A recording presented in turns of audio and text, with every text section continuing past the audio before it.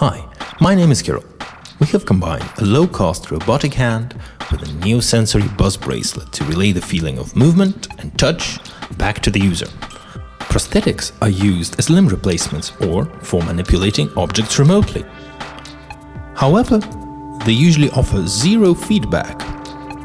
Unless you're one of the lucky few to have access to the sci-fi medical facilities, where you can get a real cyborg hand surgically grafted into your nervous system, your options are pretty limited. That's why we think that a cheap and technologically simple solution is needed.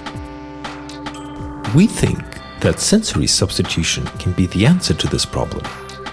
Abstractly, the sensory substitution protocol contains three components: a sensor, a coupling system, and a stimulator.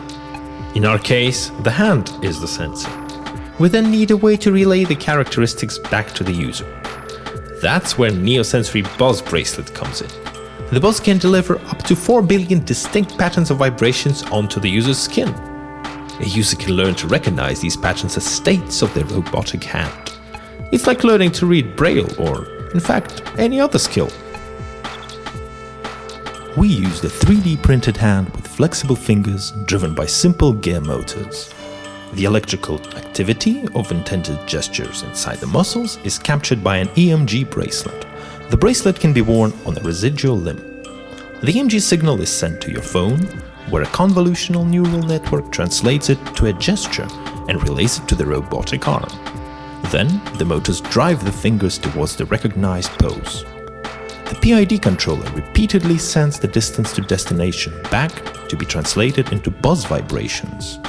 It sounds like a really complicated framework, but we have created a smartphone app which conveniently coordinates all these components.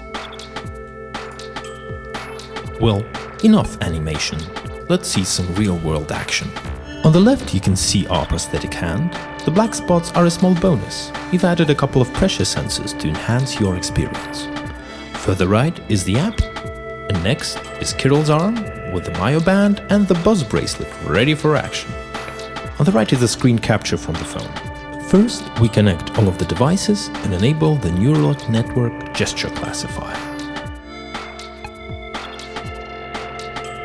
The network can be trained to recognize the gestures of your choice. Perhaps you need the horn sign for your next Metallica concert, or the thumbs up and subscribe. After you get the hang of it, you can learn to interact with objects, like bananas or cooking utensils. Perhaps you want to give your body the cool fist bump. The possibilities are endless. But how do you learn to actually feel the hand? We've got that covered too.